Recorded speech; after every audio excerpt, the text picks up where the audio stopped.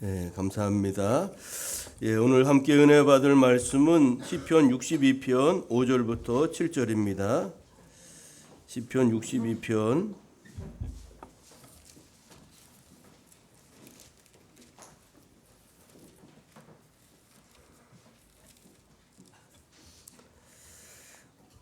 62편 5절부터 7절입니다. 구약 846쪽 시편 62편 5절부터 7절 말씀입니다.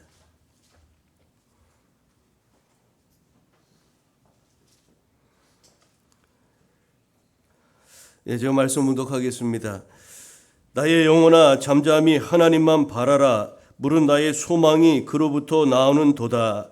오직 그만이 나의 반석이시요 나의 구원이시요 나의 요새이시니 내가 흔들리지 아니하리로다. 나의 구원과 영광이 하나님께 있으며 내 힘의 반석과 피난처도 하나님께 있도다. 아멘. 오늘 우리가 읽은 시편 62편 5절 이하의 말씀을 중심으로 소망의 출처라는 제목으로 함께 은혜를 나누겠어요. 2024년 새해 세 번째 주일입니다. 우리가 지난 주에는 로마서 15장 12절 이하의 말씀을 통해서 소망의 하나님이라는 제목으로 은혜를 나누었어요. 올 한 해 우리가 소망의 하나님을 바라보며 하나님께 소망을 두고 나아가자는 그런 주제를 가지고 말씀을 나누고 있는데, 우리가 지난 주에 함께 나눈 거 잠깐 한번 다시 되살펴 보려고 하는데요. 예수 그리스도는 모든 이의 소망이라는 거 우리가 꼭 잊지 말자고 말씀을 드렸습니다. 또 믿음 안에서 기쁨과 평강과 우리가 소망을 누릴 수가 있다. 믿음이 참으로 중요하다는 것을 또한 같이 나누었죠. 또 소망을 우리가 계속해서 유지하고 채워가려면 성령의 능력으로 우리의 소망이 유지되고 채워질 수 있다는 것을 같이 살펴보았습니다. 오늘은 시편 62편 말씀을 통해서 은혜를 나누고자 하는데, 오늘 시편 62편은 이제 시편의 여러 내용을 분류하면 뭐 찬양시도 있고 또 비탄시도 있고 감사시도 있고 여러 가지가 있는데, 62편은 비탄시로 이렇게 내용상 구분합니다. 비탄시라 하면 슬픔을 노래하는 시라는 거예요. 탄식하고 슬픔을 노래하는 시라 그런 것인데, 근데 오늘 보면 내용적으로 보면 그 비탄시 같지 않고 오히려 믿음의 시요 하나님의 영광을 노래하는 찬양시처럼 우리가 그렇게 들려지죠. 본문의 말씀의 배경은 다윗이 그의 아들 압살롬의 반역으로 말미암아 도망 다니면서 특별히 이제 요단 동편 마하나임으로 피신하였을 때 지은 시로 그렇게 전해지고 있어요. 이제 12절로 되어진 이 말씀인데, 이것을 이제 간략하게 요약하면 이렇습니다. 먼저 1, 2절은 환난 가운데 처한 다윗이 구원의 하나님을 절대적으로 의지하고 의뢰한다는 그런 고백입니다. 또 이어서 3절, 4절에 보면 원수들이 자신을 향한 무자비한 공격을 행하고 있는데 이것을 책망하는 내용이 3, 4절에 담겨 있고요. 또 우리가 읽은 5절부터 7절은 구원의 하나님에 대한 전적인 신뢰를 재결단하는 그런 이제 내용이 5절부터 7절인데, 이것은 1, 2절의 반복이라고 할 수가 있겠습니다. 이어지는 8절부터 10절은 백성들을 향해서 오직 하나님만을 의지할 것을 다윗이 권고하는 내용입니다. 본인뿐만 아니라 백성들을 향해서도 우리가 하나님을 절대적으로 의지하자 이렇게 권고하는 것이 8절부터 10절 우리가 읽지 않은 그런 부분이지만 그런 내용이고요. 마지막 이제 11절부터 12절은 하나님의 절대적인 권능과 공의에 대한 그런 다윗의 고백이라고 할 수가 있습니다. 오늘 2024년 세 번째 주일인 오늘 본문을 통해서 우리에게 주시는 바 은혜가 무엇인지를 살펴보면서 소망의 출처라는 제목으로 은혜를 나누고자 합니다. 여러분, 오늘 본문을 통해서 첫 번째 우리에게 주시는 바 은혜는 무엇이냐면, 위기의 순간에도 우리가 하나님을 바라보고 하나님께 소망을 둬야 한다는 것입니다. 여러분, 1절은 이렇게 시작하죠. 1절, 나의 영혼이 잠잠히 하나님만 바라며 나의 구원이 그에게서 나오는 도다. 여러분, 우리가 읽은 이 1절을 오늘 본문 5절에서는 조금 다르게 작구가 몇 글자가 틀리는데 5절은 또 이렇게 비슷하게 고백하고 있어요. 나의 영혼아 잠잠히 하나님만 바라라. 물은 나의 소망이 그로부터 나오는 도다. 여러분, 다윗은 구원이 하나님으로부터 나오고 또 나의 모든 소망도 하나님으로부터 나온다고 그렇게 오늘 고백하고 있는 것입니다. 여러분, 오늘 본문의 배경이 되는 상황에 대한 이해가 필요할 것 같아서 좀 더 말씀을 드리겠습니다. 다윗이 그의 아들 압살롬의 반역으로 피신하였을 때의 상황이 이제 오늘 말씀의 배경인데요. 이 대적자들이 다윗을 잡아 죽이려고 아주 여러 가지 총공세를 준비하고 있었습니다. 여러분, 이때 다윗의 심정이 얼마나 떨렸겠습니까? 다윗의 심정이 얼마나 답답하고 또 두렵고 아주 암울하지 않았겠습니까? 이런 아주 그런 상황이 바로 지금의 상황이었던 겁니다. 그런데 다윗은 이런 상황에서 뭐라고 결단하고 있습니까? 나는 요동치 아니할 것이다. 나는 흔들리지 아니할 것이라 그렇게 고백하고 있는 겁니다. 그는 두려움에 떨며 우왕좌왕하지 않았습니다. 또 자기 스스로 난국을 멋지게 한번 내가 왕으로서 타게 보겠노라 그렇게 호기를 부리지도 않았습니다. 그는 다만 오직 하나님만을 신뢰한다고 모든 구원과 소망이 하나님께 있다고 고백하면서 그렇게 하나님을 전적으로 의탁하였던 것이죠. 하나님이 자신을 보호하시며 구원하실 것이라는 것을 믿어 의심치 않았다는 말씀입니다. 그는 상황이 매우 절박하였지만 나의 영혼이 잠잠히 묵묵히 하나님만 바라본다고 그렇게 오늘 고백하고 있는 것입니다. 여러분, 다윗의 이런 선언에서 폭풍 속의 고요함 같은 것을 여러분 느끼십니까? 다윗의 이 평안함을 여러분은 느끼실 수 있는지요? 여러분, 아무리 강심장을 가진 사람이라 할지라도 죽음의 위협을 받게 되면 누구든지 두려워하고 또 심령이 요동치기 마련 아니겠습니까? 그러나 다윗에게는 그런 요동을 전혀 느낄 수가 없다는 것입니다. 그 이유는 그가 하나님을 하나님으로 그렇게 절대적으로 믿고 신뢰하였기 때문인 것입니다. 우리가 여기서 알 수 있는 것이 무엇일까요? 진정한 성도, 진짜 성도는 누구일까? 그런 질문을 하게 되죠. 진짜 성도란 위기의 순간에도 잠잠히 하나님만 바라는 사람, 그 하나님을 절대적으로 의지하며 그 하나님의 일하심을 기대하는 사람이 진정한 성도라고 할 수가 있는 거지요. 그가 진정한 성도인지 아닌지의 여부는 형통할 때보다 사실은 위기의 순간을 통해서 더 잘 알 수 있다는 사실입니다. 위기의 순간에 하나님을 잠잠히 바라보았던 대표적인 사람이 성경에는 많이 있는데 그 중에 한 사람을 같이 소개하고자 합니다. 바로 주의 종 모세였습니다. 모세가 출애굽하여 백성들을 이끌고 홍해 바다에 다다랐을 때 애굽의 바로 군대가 뒤늦게 이스라엘 백성들을 막 추격해 오는 것을 보게 되었습니다. 앞에는 홍해 바다요, 뒤에는 바로의 군대가 이제 가까이 오고 있었는데 앞으로도 나갈 수 없고 뒤로도 물러설 수도 없는 진퇴양난의 참으로 참담한 그런 상황 가운데 모세와 이스라엘 백성들은 그렇게 있었던 것입니다. 이런 상황에서 백성들이 뭐라고 이야기하는지 여러분 출애굽기 14장을 보면 놀랍지 않을 수가 없습니다. 우리가 애굽에 죽을 땅이 없어서 우리를 이곳에 데려가서 이곳에 죽게 하려고 하였느냐, 모세를 그 가운데서 원망하는 겁니다. 같은 위기 속에서 우리 하나님 앞에 기도해 봅시다. 하나님의 도움을 구합시다. 그렇게 그 백성 중에 한 사람이라도 그렇게 했으면 얼마나 좋았겠습니까? 근데 그들 다 모세를 원망하고 하나님은 원망 아니겠습니까? 우리 애굽 땅에 죽을 자리가 없어서 이곳에 우리를 죽이려고 데리고 왔냐? 그렇게 원망불평하며 나아갔던 거죠. 그때 여러분 모세가 그 백성들을 향해서 진정시키면서 뭐라고 외쳤는지 출애굽기 14장 13절은 이렇게 말씀합니다. 모세가 백성에게 이르되 너희는 두려워하지 말고 가만히 서서 여호와께서 오늘 너희를 위하여 행하시는 구원을 보라.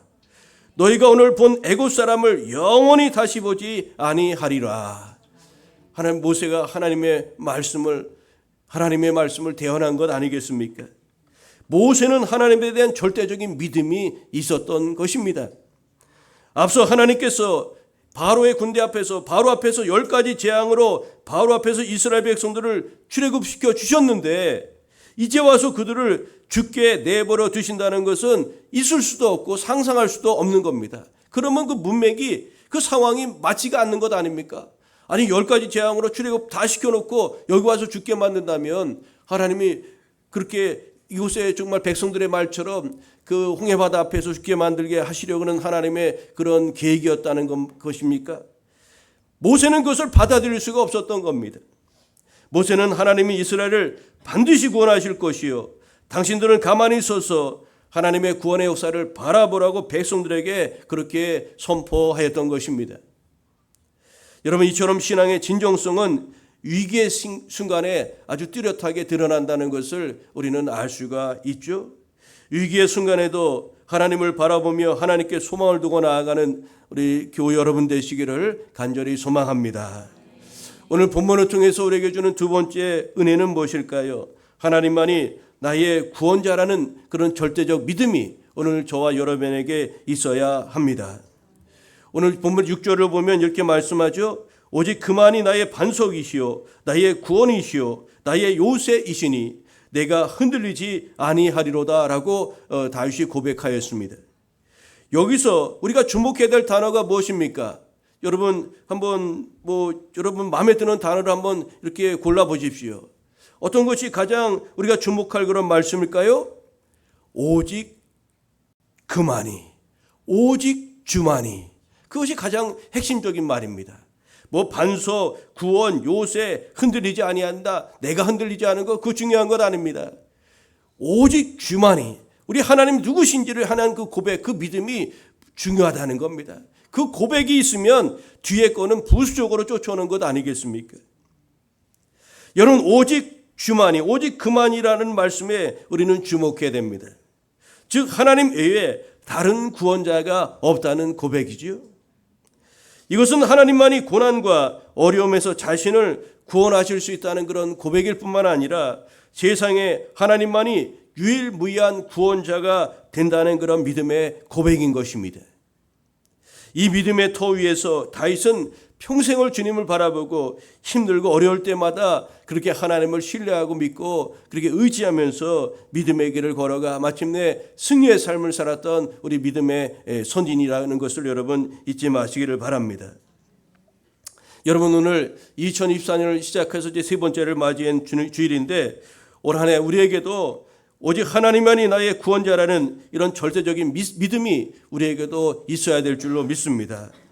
하나님 외에는 다른 어떤 구원자도 없다는 그런 분명하고도 확고한 믿음이 오늘 저와 여러분에게 오늘 예배 중에 충만하게 임하기를 축복합니다. 여러분, 다다익선이라는 한자 성어가 있어요. 다다익선. 많으면 많을수록 좋다는 그런 사자성어인데요.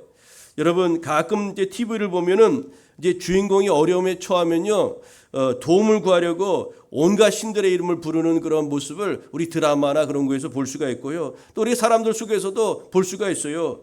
사람들은 어려움에 처하면 자신이 들어본 모든 신의 이름을 막 부른다는 겁니다. 하나님, 부처님, 공자님, 천지신명님, 또 어떤 사람은 심지어 조상신도 부르면서 좀 나 좀 도와달라고, 나 좀 도와달라고 그렇게 자기가 신이라고 들어보았던 이름들을 다 붙이면서 그렇게 도와달라고 하지 않습니까? 얼마나 갈급하면 그렇게 부르겠습니까? 라는 생각이 들면서도 이것이 얼마나 참으로 미련한 것인지를 또 한편으로는 생각해 보게 됩니다. 여러분, 사람들이 이렇게 많은 신의 이름을 부르는 이유가 무엇입니까?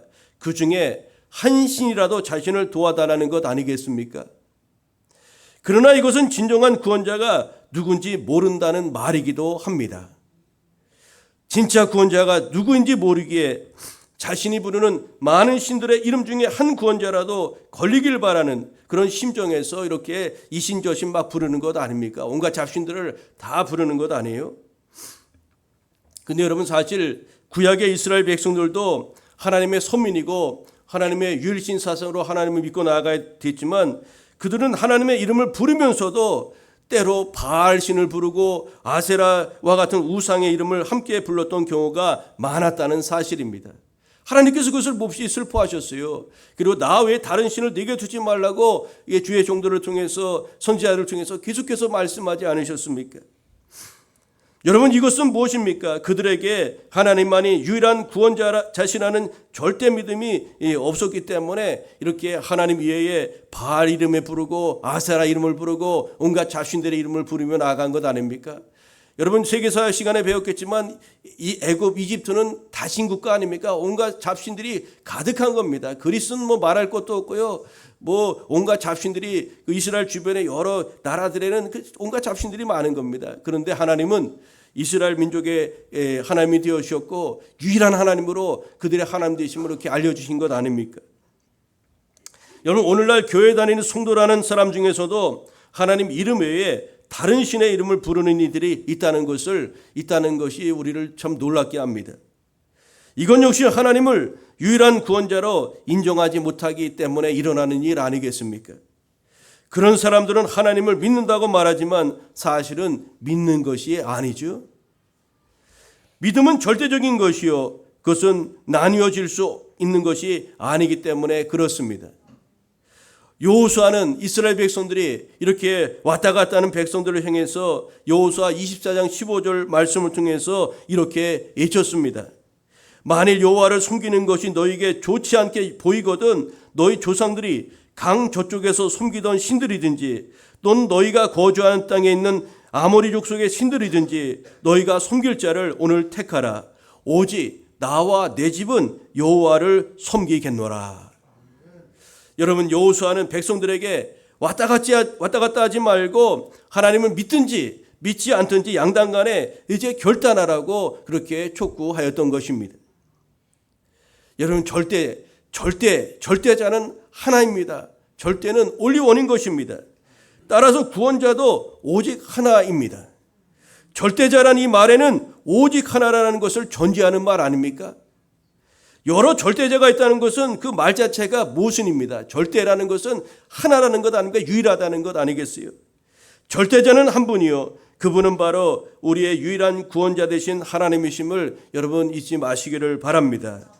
이 세상을 지으시고 주관하시는 하나님만이 유일한 절대자이시며 유일한 구원자가 되신다는 것을 여러분 분명히 확신하고 믿고 나아가야 될 줄로 믿습니다. 우리는 하나님만이 우리의 유일한 구원자이심을 믿고 오직 그분만 의지하고 섬기며 나아가야 하겠습니다. 또한 위기의 때에 하나님께만 소망을 두고 그분의 이름을 부르며 나아가는 교회 여러분 우리 모두 되기를 간절히 소망합니다. 마지막으로 본문을 통해서 우리에게 주는 바 세 번째 은혜는 무엇일까요? 하나님만 의지해야 되는 이유는 하나님께서 우리 소망의 근원이 되기 때문에 그렇습니다. 오늘 다윗은 1절과 5절에서 다시 한번 하나님을 의지할 것을 결단하고 다짐했습니다. 나는 하나님만 의지하겠노라. 나는 하나님만 의지하겠노라. 그렇게 고백하고 결단하였던 거죠. 다윗은 자신이 하나님만 잠잠히 바라보며 하나님만 소망하는 이유를 하나님 그분 자체가 소망의 근원이기 때문이라고 그렇게 고백하고 있습니다. 나의 소망이 그로부터 나오는도다. 나의 소망이 그로부터 나오는도다. 우리의 모든 소망이 누구로부터 나온다고요? 하나님으로부터 나온다고 이렇게 고백하고 있는 겁니다. 우리가 하나님을 의지해야 되는 이유, 그분이 바로 소망의 출처요, 소망의 근원 되시는 분이기 때문에 그렇습니다. 여러분 나의 소망이 그로부터 나오는도다라는 이 다윗의 표현은 그저 막연한 기대가 아니라 다윗이 하나님께 대한 강한 신뢰감 속에서 자신이 기대하는 바를 견고히 붙들고 있다는 그런 의미가 담겨있는 아름다운 신앙의 고백인 것입니다. 오늘 다윗은 6절에 보면 하나님을 이제 특별하게 다른 것에 빗대어서 이렇게 고백하고 있지 않습니까? 6절에 보니까 우리 6절을 한번 읽어볼까요? 오직 그만이 시작. 오직 그만이 나의 반석이시요 나의 구원이시요 나의 요새이시니 내가 흔들리지 아니하리로다. 아멘. 여러분 다윗은 본문 6절에서 하나님을 반석과 구원과 요새로 이렇게 소개하고 있습니다. 이것은 2절을 반복하는 것인데요. 2절에서는 뭐라고 소개하고 있냐면 반석이시요 구원이시요 나의 요새이라 이렇게 고백하고 있는 것을 볼 수가 있습니다. 여러분 이 3중 반복의 표현을 통해서 다윗이 강조하고 있는 바가 무엇일까요? 그것은 자신에게 있어 하나님이 어떤 분인지를 분명히 고백하고 있는 것이라 할 수가 있습니다. 여러분 먼저 반석이라는 것을 한번 생각해 볼까요? 이 반석이라는 것은 끝이 뾰족한 암석, 그런 것을 이제 반석이라고 하는데, 그래서 대적들이 그곳에 쳐들어올 수도 없고 다윗을 지켜주는 그런 요새와 같은 곳이라는 그런 곳이 고백이 바로 이 반석이라는 말입니다. 즉 다윗은 하나님만이 모든 대적들의 침입으로부터 자신을 완전하게 안전하게 구원해 줄 수 있는 분임을 강조하는 표현으로 이 하나님은 나의 반석이시라는 고백을 하고 있는 겁니다. 두 번째로 하나님은 구원이라고 그렇게 다시 고백하고 있죠. 이 구원이라는 것은 대적으로부터 건져주다는 그런 의미와 함께 또 다른 의미가 있는데 어떤 의미냐면 승리와 번영의 의미를 담고 있습니다. 즉 자신은 하나님만이 자신의 구원자일 뿐만 아니라 승리와 번영을 가져다 주는 분임을 고백하고 있다는 거예요. 그 구원이라는 의미 속에는 나의 어떤 대적으로부터 건져주는 것뿐만 아니라 번영과 승리를 주시는 분이시라는 그런 고백이 구원이라는 단어 속에 담겨 있다는 거죠. 마지막으로 요새라는 것은 본래 낭떠러지와 같이 높거나 가까이 하기 어려운 장소를 나타내는 표현인데 피난처, 산성 이것과 같은 의미로 사용되고 있습니다. 앞서 첫 번째 소개한 반석이라는 말과 사실 동일한 의미를 나타낸다고 보아도 무방합니다. 여러분 이제 잘 보세요. 이 단어를 이 배열한 것을 잘 주목해 볼 필요가 있습니다. 여기 유사한 두 단어를 사이에 두고 구원이라는 표현을 가운데 두고 지금 다윗이 하나님을 고백하고 있다는 겁니다. 하나님은 나의 반석이시오, 나의 요새시오, 그리고 가운데 구원이라고 고백하고 있는 거예요. 여러분 이 표현은 물론 이제 그 저자가 기록한 그런 나름대로 그 표현 방식이기도 하지만 여기는 어떤 의미가 있을까? 하나님이 반석과 요새와 같이 자신의 좌우를 두르심으로 말미암아 자신의 완전한 구원 또 승리와 번영이 확정적이라는 것을 보다 강조하고 있는 것 아니겠습니까? 반석과 요새처럼 자신의 구원이 완전하다는 것을 이렇게 강조하고 있는 것입니다. 여러분 다윗의 이 아름다운 신앙의 고백과 믿음이 오늘 저와 여러분의 것이 되기를 간절히 소망합니다. 우리의 구원은 완벽한 겁니다. 완전하다는 거예요. 반석과 요새로 이렇게 에워싸이면서 우리를 하나님이 구원하시고 승리와 번영을 가져다 주신다는 것 여러분 믿고 우리 하나님 의지하며 나아가시기를 바랍니다. 여러분 다윗이 하나님을 얼마나 여러분 의지하였는지 모릅니다. 다윗이 하나님을 고난 중에도 역경 중에도 계속해서 의지하자 그 대적들이 이제 새로운 전략을 짰습니다. 어떻게 짰냐면은 이제 모함을 하는 거죠. 거짓말로 그를 이제 기만하는 겁니다. 하나님이 너를 버리셨다. 그렇게 이야기하는 겁니다. 그렇지 않으면 어떻게 아들로부터 이렇게 반역을 일으키게 하냐. 그 세상에 그런 왕이 어디 있느냐. 하나님이 너를 버리셨기 때문에 그런 일이 있는 거지. 그렇게 하면서 거짓말로 이제 다윗을 흔들기 시작하는 거죠. 여러분 4절 우리가 알지만 4절에 이런 말씀이 있습니다. 그들이 여기 대적들을 말하는 건데요. 그들이 그를 그의 높은 자리에서 떨어뜨리기만 꾀하고 거짓을 즐겨하니 입으로는 축복이요 속으로는 저주로다. 이 다윗을 하나님과의 그 치밀한 관계, 하나님의 절대적으로 신뢰하는 그 믿음을 흔들려고 거짓말로 하고 이렇게 저렇게 막 속이는 겁니다. 여러분 사단도 우리를 그렇게 흔들어대는 겁니다. 우리가 믿음의 길에 서지 못하도록 뭐 믿는 사람이 그러냐, 뭐 기도해도 하나님이 언제 들어오셨냐, 여러분 이렇게 온갖 모함과 거짓으로 우리로 하나님께 더 가까이 나가지 못하게 하고 흔들어대는 겁니다. 여러분 대적들은 하나님이 다윗을 위기에서 건져주시지 않은 것은 다윗을 버렸기 때문이라고 그럴듯한 말로 다윗을 그렇게 유혹하고 흔들어댔던 겁니다. 그에게 낙심을 가져다 주고 하나님에 향한 그런 신뢰를 떨어뜨리고자 하는 그런 기만책이요 작전이었던 거죠. 이는 마치 히스기야가 왕으로 있을 때에 당시 하나님을 절대적으로 의지하는 히스기야와 백성들을 미혹하기 위해서 아수르의 군대 장관 랍사게가 그들의 신앙을 무력화시켜서 항복을 유도하려고 한 말과 유사합니다.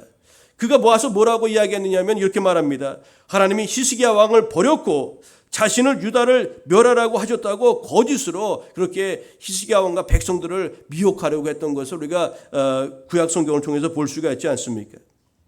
이런 여러 가지 거짓말로 지금도 사단은 우리를 속이고 우리를 넘어지게 하나님께로 나아가지 못하게 하는 겁니다. 여러분 다윗은 오늘 본문 1절 2절에서 선언한 것처럼 더 강력한 믿음으로 오늘 5, 6절을 통해서 다시 한번 이런 미혹에 자신은 흔들리지 않을 것과 더욱더욱 하나님만을 의지할 것을 다짐하며 선포하였던 겁니다. 4절에 이렇게 막 흔들어대지 않습니까? 그러자 여러분 5절 6절을 통해서 다윗이 뭐라고 선포하고 있습니까? 한번 들어보시겠어요? 나의 영혼아 잠잠히 하나님만 바라라. 물은 나의 소망이 그로부터 나오는도다. 오직 그만이 나의 반석이시요 나의 구원이시요 나의 요새이시니 내가 흔들리지 아니하리로다. 아멘. 아무리 흔들어봐라 내가 흔들리지 않을 것이라는 겁니다. 나의 반석과 요새 되신 하나님을 붙잡고 있기 때문에 아무리 흔들어도 난 흔들리지 않을 것이라고 그렇게 믿음으로 선포하고 고백하고 있는 겁니다. 여러분, 사단과 악인들은 우리의 믿음을 무너뜨리기 위해서 온갖 간교한 말로 하나님과 우리 사이를 이간질하고 넘어뜨리려고 한다는 것을 여러분 잊지 말아야 합니다. 시편 42편 5절과 11절에도 오늘 본문과 동일한 비슷한 그런 말씀이 있는데요. 이런 말씀이 있습니다. 내 영혼아 내가 어찌하여 낙심하며 어찌하여 내 속에서 불안해하는가. 너는 하나님께 소망을 두라. 그리하면 그가 나타나 도우심으로 말미암아 내가 여전히 찬송하리로다 라고 하였습니다. 여러분, 소망의 근원 되시고 소망의 출처 되시는 우리 하나님을 더 의지하시는 교우 여러분 되시기를 간절히 소망합니다. 위기의 순간에도 올 한 해 하나님만을 바라보고 하나님께 소망을 두고 나아가는 교우 여러분 되시기를 바랍니다. 하나님만이 나의 구원자여 절대자라는 것을 가지고 절대적 믿음을 가지고 우리 주님 앞에 나아가는 우리 모두 되기를 소망합니다. 또 하나님만 의지해야 되는 이유는 하나님이 우리의 삶과 소망의 근원이요 모든 소망의 출처가 되시는 분이기 때문에 그렇습니다. 그 하나님께 소망을 두고 믿음으로 나아가는 교회 여러분 되시기를 바랍니다. 오늘 본문 시편 62편 또 시편 42편 이런 말씀들을 이제 근거로 해서 지은 그런 CCM 복음성가가 있는데 오늘은 우리가 그 찬양 부르시고 기도로 마치겠습니다.